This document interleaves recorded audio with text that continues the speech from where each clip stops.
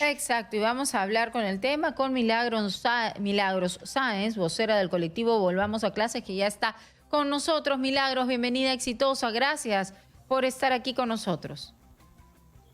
Buenos días, muchas gracias por la invitación. Milagros, ¿qué tal? ¿Ustedes se encuentran en estos momentos conformes con la decisión que poco a poco viene tomando el gobierno para el regreso a las aulas? Sí, desde el colectivo estamos muy alegres, muy optimistas con esta actitud que está tomando el gobierno con el retorno a clases con algún tipo de presencialidad, ¿no? Sabemos que los niños, hay muchos niños que han tenido aún todavía 550 días sin asistir a clases. Entonces, empezar con un pequeño grupo como piloto es una gran noticia porque poco a poco esperamos que más y más colegios se vayan abriendo. Cuéntanos cuáles son los protocolos, porque no se ha hablado mucho de cuál es el sistema de la semipresencialidad. ¿Cuántos días a la semana deben ir? Si esto es libre para cada colegio, si hay normas dentro de los protocolos de regreso a clases que son universales para todos los colegios, sean públicos o privados. ¿Cómo se está manejando el tema? Precisamente la ventaja de la semipresencialidad es que permite mucha flexibilidad. Nosotros desde el colectivo Volvamos a Clases, el retorno que promovemos es voluntario, gradual, precisamente poco a poco, y flexible y seguro. Y acá viene la parte de la flexibilidad. Cada colegio conoce su realidad y conoce cuál es el mejor sistema. Entonces, algunos colegios van a, por ejemplo, hacer días intercalados, por decir, irán los días lunes un grupo de alumnos, los martes otro grupo, los miércoles otro grupo, los jueves otro, ¿no? Van rotando de días, algunos lo van a hacer en la mañana, otros lo van a hacer en la tarde. Conocemos experiencias, por ejemplo, de colegios que ya están abiertos en Perú hoy, en provincias, que hacen primaria en la mañana, 2 horas o 3, y al mediodía secundaria, para que no se crucen. Entonces, esto ya depende más o menos de cada colegio, cómo se va ajustando, y acá está la parte de la flexibilidad. Pero por otro lado, en lo que no hay tanta flexibilidad es precisamente en los protocolos, porque los protocolos de seguridad se deben de cumplir con mucha rigurosidad para que los colegios permanezcan siendo lugares seguros. A la fecha en el país hay 5.635 colegios ya operando en 21 regiones del país, todos con mucho éxito, sin casos COVID, sin contagios en la comunidad escolar, lo cual es algo muy positivo, y esto es precisamente porque los protocolos han sido respetados. ¿Cuáles son los protocolos? Son los mismos que todos ya conocemos y que además para los colegios hay un estándar ya dado por el Banco Mundial y que se replican en todas partes del mundo, ¿no? Y la condición en primer lugar, el distanciamiento social, se cumple 1 metro entre carpetas, o el uso de áreas libres, ventilación cruzada, ventanas abiertas, puertas abiertas, todo lo que se pueda mantener abierto en el aula que se mantenga abierto, el lavado de manos constante, o en su defecto la aplicación del gel líquido o el alcohol, el alcohol en gel o el alcohol, ¿no? líquido. Y además, por supuesto, la mascarilla, ¿no? Las mascarillas que deben ser en todo lugar. Y por eso también se han reducido las horas de clases, para poder mantener este control estricto, ¿no? En algunos colegios no se da la hora de la lonchera, por ejemplo. Para que vayan a sus casas los recreos son escalonados, ya eso también ya va ajustándose.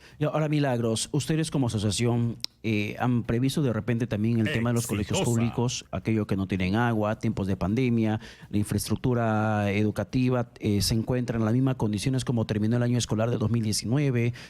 Han previsto esa situación de cómo podría ser la exposición al peligro de lavado de manos, falta de implementos de alcohol gel, con tantas deficiencias que siempre se tienen en el sector público.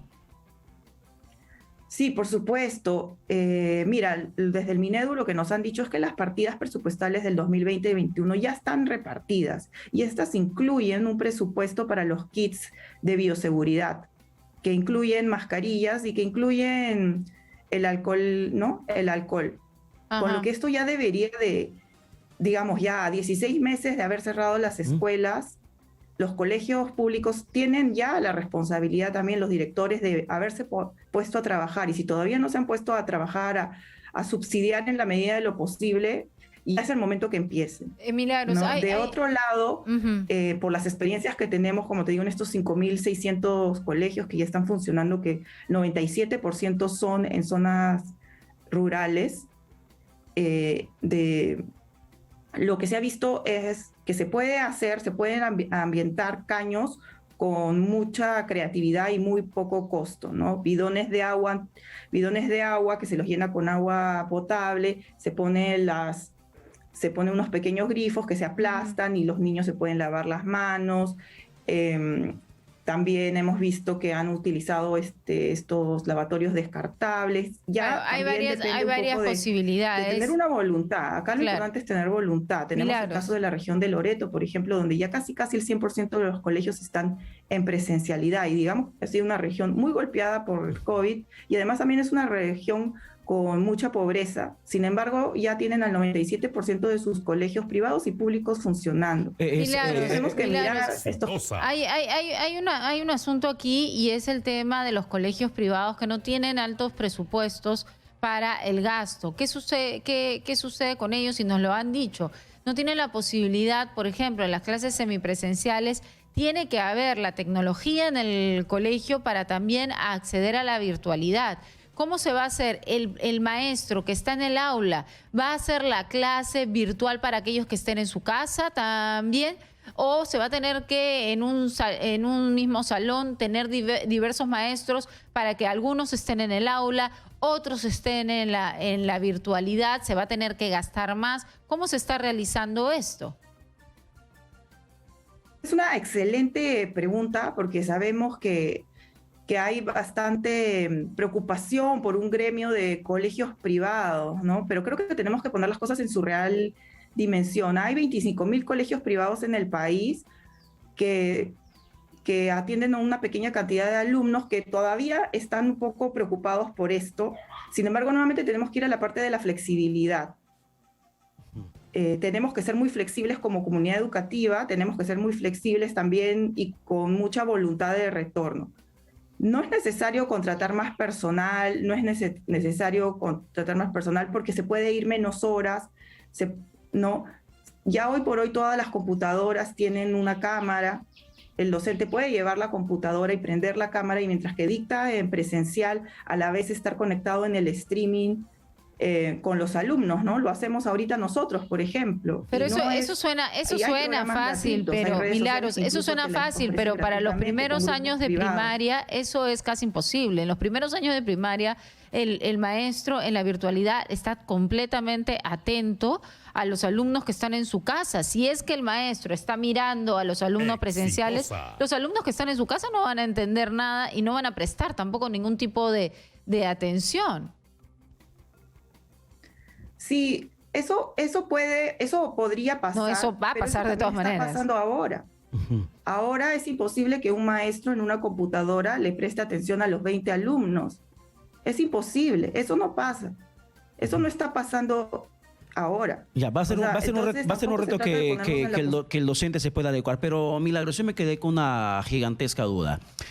¿Cuál es la información que tienes sobre el tema del 97% de colegios públicos y privados en Loreto que ya están en presencialidad? Porque te diré que yo vengo de la región Loreto, tengo familiares, tengo sobrinos, tengo hijos, tengo amigos que son docentes y que están en escuela pública y privada y ellos siguen con su aprendo en casa o con el sistema que el colegio está distribuyendo, tanto en zona rural como en zona urbana. Es más, hay colegios, localidades que tuvieron que cerrar las escuelas rurales por los contagios que se estaban registrando los docentes. ¿Cuál es la información? ¿De dónde sacas la información que el 90% de los colegios públicos y privados de Loreto ya están en presencialidad? Del Minedu, está colgada en la Twitter del Minedu, en las redes oficiales del Minedu. Y es precisamente lo pueden verificar todos, está ahí, es información pública. Pero ojo que también estamos en época de pandemia y es natural que si los contagios suben, se tiene que volver a cerrar todo, así como se cierran los centros comerciales, se baja el aforo, ¿no? Se baja el aforo, se empiezan a cerrar, se cierran los restaurantes, se baja el aforo, lo mismo va a pasar con el colegio. Estamos en época de pandemia. Nuevamente, no podemos ponernos en la dicotomía de todo o nada. Pero bueno, vamos Eso no a... beneficia a nadie. No, es que no es una dicotomía, sino la información real que tendría que proporcionar el Minedu, porque valgan verdades, no existe esa información, esa realidad de que el 97% de colegios en Loreto estén funcionando en estos momentos. Pero vamos a explicar, vamos a exigirle la explicación directamente al Minedu, porque entiendo que tú también te basas en la información que directamente la fuente oficial está proporcionando. Pero Milagros, muchas gracias por la comunicación, por la entrevista y sobre todo vamos a estar a la expectativa que esos protocolos, precisamente lo que veníamos señalando Giovanna, que el Ministerio de Educación lo masifique, lo generalice y que así como los padres de familia de las escuelas públicas, privadas que van a regresar a la presencialidad y ya manejan por información del propio colegio, también los demás padres de familia que están a la expectativa de cuando regresan a las aulas sus hijos puedan conocer de qué manera va a ser ese retorno de forma gradual como está anunciando directamente el gobierno peruano. Muchísimas gracias, Milagros Sáenz, vocera del colectivo Volvamos a Clases, por estar con nosotros.